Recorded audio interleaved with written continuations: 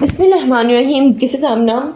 Today we will discuss China most important statement. आपको पता ना, आपने कभी अब तक आपकी इतनी उम्र हो चुकी है, आपने अब तक कभी सुना है कि चाइना उसके साथ जंग कर रहा है, उस मुल्क के साथ जंग कर रहा है, उसके साथ कभी भी नहीं सुना होगा, क्योंकि चाइना जंग की तरफ ध्यान नहीं देता।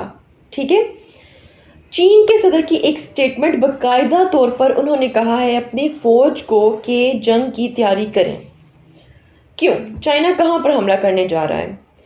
याद रहे, चाइना अपना दिफा नहीं करेगा, बल्कि चाइना बाकायदा तौर पर अटैक करेगा। और ये हमला किस पर होगा? डेफिनेटली ये जंग ताइवान के साथ होगी। ताइवान और चाइना का क्या इशू है, उस पर मैं एक डिटेल वीडियो आपको अलग से बता दूंगी।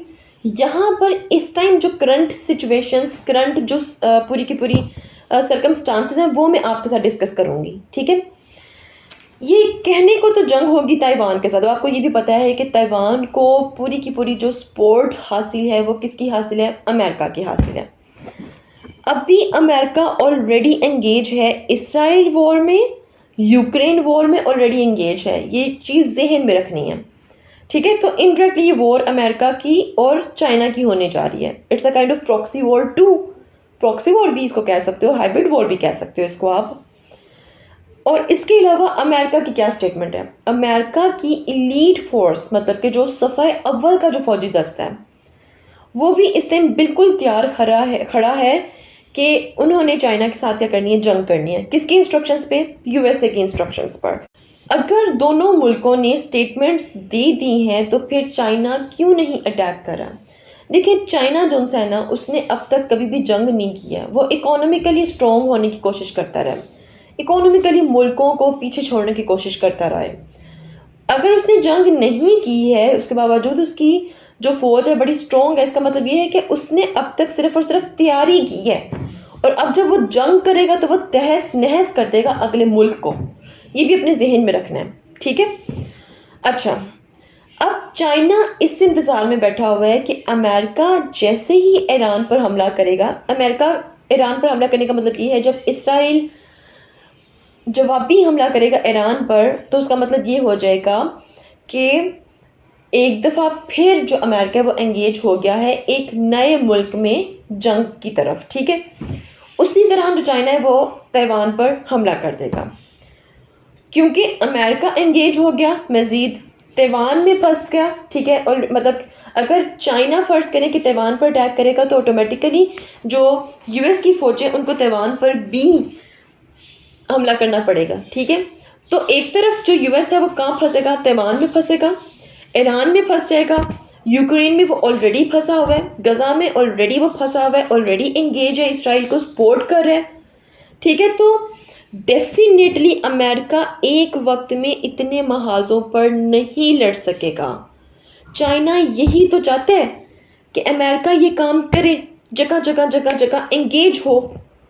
रूस के साथ भी ये हुआ था कोल्ड वॉर के टेन्योर में, कि वो जगह जगह जगह जगह पर लड़ रहा था, और देखते देखते क्या हुआ, जो रूस था वो अफ़गानिस्तान तक पहुंच गया।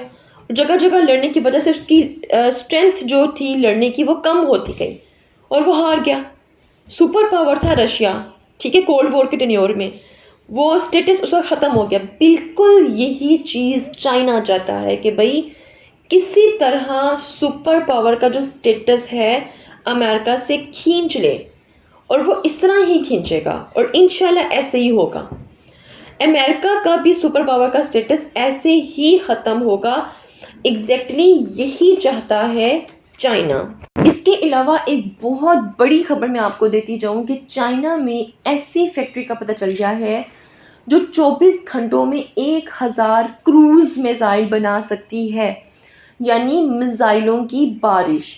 और ऐसी पता नहीं कितनी फैक्ट्रीज चाइना में मौजूद हैं, शायद खुफिया तौर पर अभी तो सिर्फ एक दो ही एक्सपोज हुई हैं। तो चाइना जो है ना सिर्फ खुद को तैयार कर रहा है। China industrial output is unbelievable, सबको पता है। तो डेफिनेटली एक बहुत बड़ी वर्ल्ड वॉर 3 जो है वो स्टार्ट होने वाली है। आप समझे कि हो चुकी है। देखिए, एक तरफ Hamas, Israel, Hezbollah, Houthis, Iran, Russia भी इंडेफिनेटली लड़ रहा है, यूक्रेन की लड़ाई, दूसरी तरफ ये चाइना, ताइवान, अमेरिका, पीछे कोई रह गया? टॉप जो स्टेट्स हैं वो आ गए हैं मैदान में, पीछे कोई रह गया? तो ये थी जी आज की video. If you have any question do right your question comment section below and hit the like and subscribe button if you haven't yet. मिलते हैं नेक्स्ट हॉट इशू के साथ। अंटिल देन मुझे अपनी दुआ में याद रखिएगा। स्टे ट्यून्ड एंड अल्लाह हाफिज़।